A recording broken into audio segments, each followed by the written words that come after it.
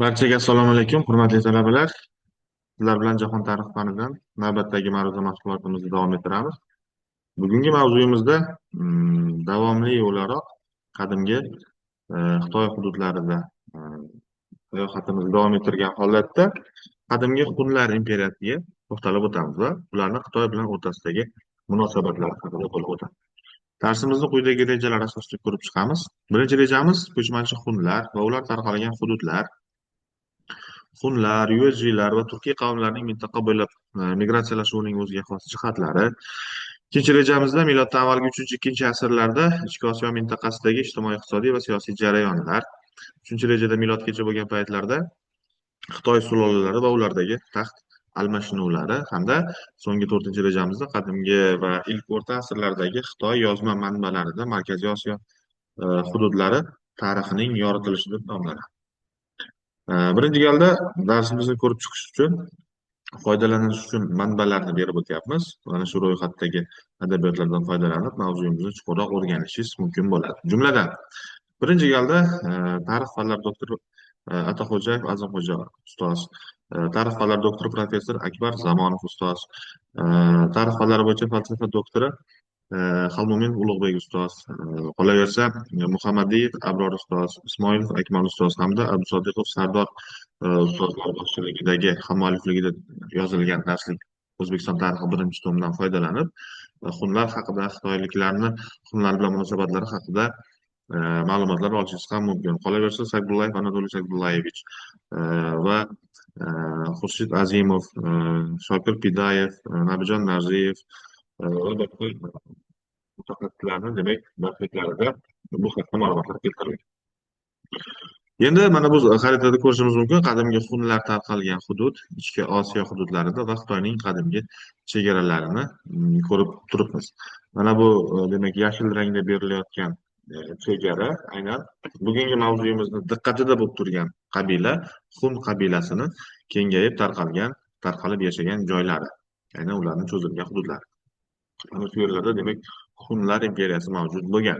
Miloddan avvalgi 3-2 asrlarda ular kuchli, qudratli payti bo'lgan o'zini.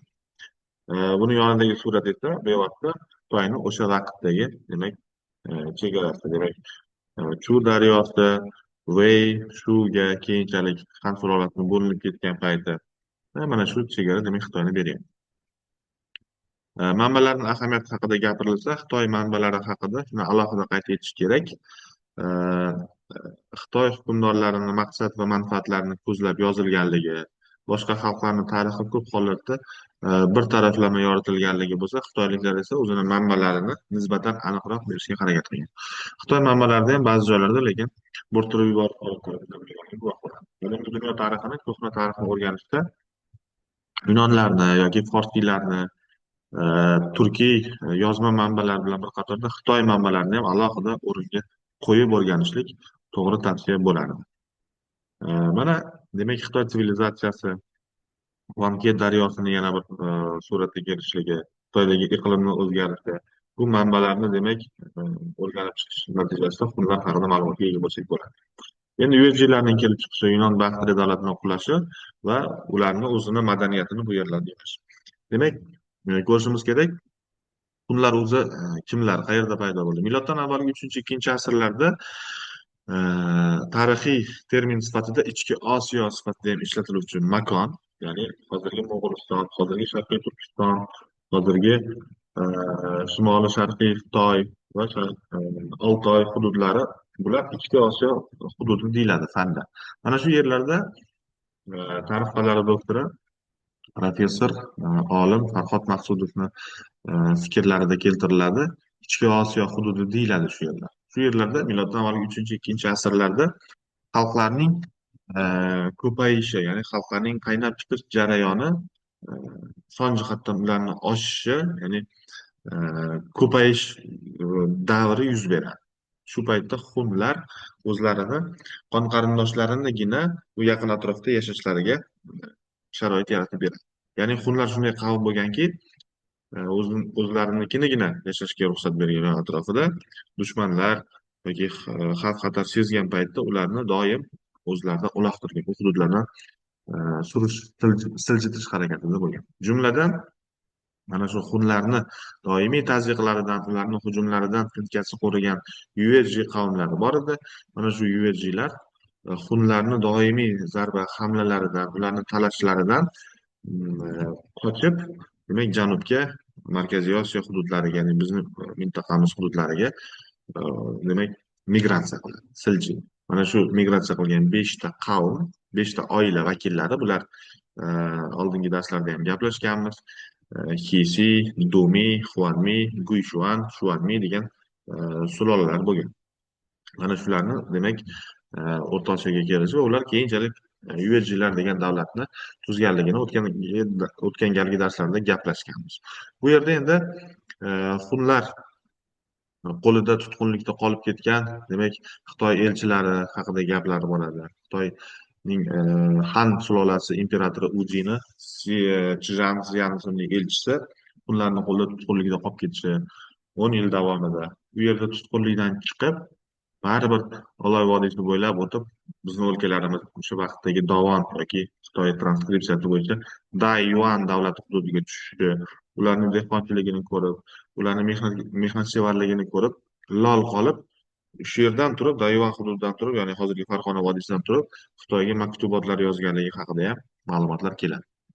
Qolaversa, o'sha Chizan Ziyan yozadiki, demak, katta-kichik shaharlarning soni 70 tani tashkil qilgan Dovon hududlarida deb aytib o'tadi va o'troq hayot kechirishadi ular. Yilqichilik bilan yaxshi shug'ullanishadi, bug'doy ekishadi, chorvachilik bilan, ayniqsa bog'dorchilik hamda uzumchilikka ham befarq emas bu xalq deb turib yozadi.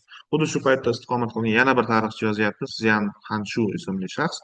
U aytadiki, Farg'onada 60 ming xonadon borligini qayd etib ketgan.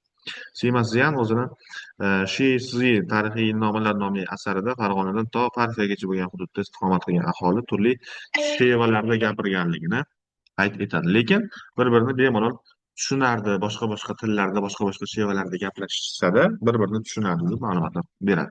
Demak, miloddan avval 2-asrda Markaziy Osiyoda til jihatdan bir-biriga yaqin bo'lgan Forsiy zabon qabila va elatlar istiqomat qilishgan, lekin xuddi shu paytda, ayniqsa USGlar silosidan keyin aholi tarkibida turkiy qatlam endi ko'payishni boshlagan. USGlarning hunlarga qarshi strategiyasi haqida gap borsa, bu borada hunlar ta'siridan qutulishga intilgan davlatlar bilan ittifoq tuzish, uzoqdagi raqib bilan do'stlashib, yaqindagi dushmanga zarba berish strategiyasi doimiy amalga oshirilgan. Sin Shi Huangji bu Sin sulolasining hukmdori hisoblangan. Bu haqida gaplashganmiz. Mana bu yerda esa demak, uzoq yoki ichki Osiyo tomonlaridan, ya'ni Markaziy Osiyo hududlaridan g'arb Yevropa tomonlarigacha mana strelka bo'ylab ko'ryapsiz. Mana bu hudud etiksimon mamlakat Italiya bo'ladi.